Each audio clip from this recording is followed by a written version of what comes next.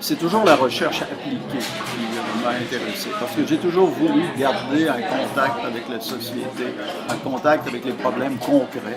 La recherche fondamentale, je ne suis pas en train de vous dire que c'est pas important, c'est très, très important. Mais pour moi, c'est le souci de contribuer toujours dans l'intérêt public, parce que c'est le rôle de l'université, on est au service d'aucun intérêt particulier. C'est une chance, ça, d'ailleurs. C'est pourquoi, j'aurais dû dire ça, je me suis retrouvé à l'université, c'est en partie pour ça aussi, à cause de la liberté qu'on a à l'université. Je ne sais pas si vous l'avez encore autant que nous, on l'a eu, mais nous, on a eu une grande latitude, une grande liberté. Je me suis permis de participer au débat public à cause de ça, à cause de la liberté qu'on n'a jamais autant dans les médias. Les journalistes aussi sont libres, mais il y a beaucoup plus de contraintes quand vous êtes journaliste. Alors, les problèmes concrets,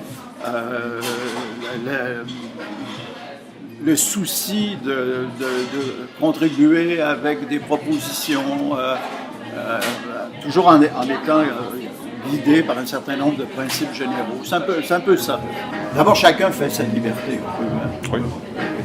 Mais c'est certain que dans un média, vous êtes contraint par l'entreprise. Une entreprise de presse, c'est pas pour rien que ça s'appelle une entreprise de presse. Il y a des règles et c'est certain que les journalistes, leur souci premier, puisqu'on leur enseigne, c'est vous êtes d'abord au service du public, mais ce sont aussi des employés. C'est une grande ambiguïté, ça, d'ailleurs, parce qu'il peut arriver, je ne dirais pas souvent, mais il peut arriver que les intérêts d'entreprise vont à l'encontre de l'intérêt public. Alors, le journaliste se trouve dans une drôle de position et la façon dont il travaille, le journaliste, il y en a qui ont plus de latitude. Surtout de nos jours, les grandes vedettes, c'est un milieu où le védétariat prend maintenant, à mon avis, trop de place, le journalisme.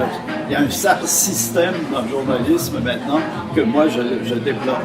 Mais la majorité des journalistes reçoivent une assignation ou pour la journée, quelques assignations d'un chef de nouvelles ou d'un chef de pupitre. Ils rendent leur texte, il est revérifié.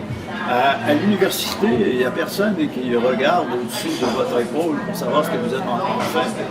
En tout cas, quand j'ai fait ma vie à l'université, je peux moins témoigner de ce qui est devenu l'université depuis quelques années. Et puis le fait aussi d'avoir créé un centre d'études sur les médias autonome, ben, ça aussi, je suis pas un ange. J'ai fait ça aussi pour me donner ma propre zone de liberté.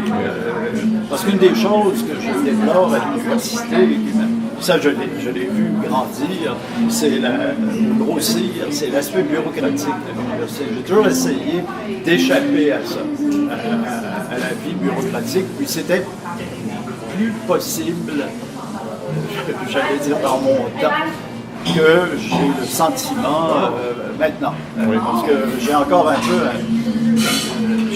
bureau à l'université, je travaille encore, je fais encore plusieurs choses, mais je vois bien à quel point ça change. La première responsabilité, à mon avis, du chercheur, c'est s'il veut diffuser le résultat de ses recherches, il doit le rendre accessible. Il faut que les gens comprennent de quoi il parle. Et je pense aussi que d'une certaine manière, il faut être pertinent. C'est pour ça, tout à l'heure, je vous expliquais l'importance que j'accorde à la recherche appliquée. Je sais que ce n'est pas toujours bien vu dans le monde universitaire, mais c'est pour être pertinent. Si vous faites une recherche, vous voulez qu'un jour ça donne quelque chose, même si elle est fondamentale. Vous la faites pour qu'un jour on puisse s'en servir.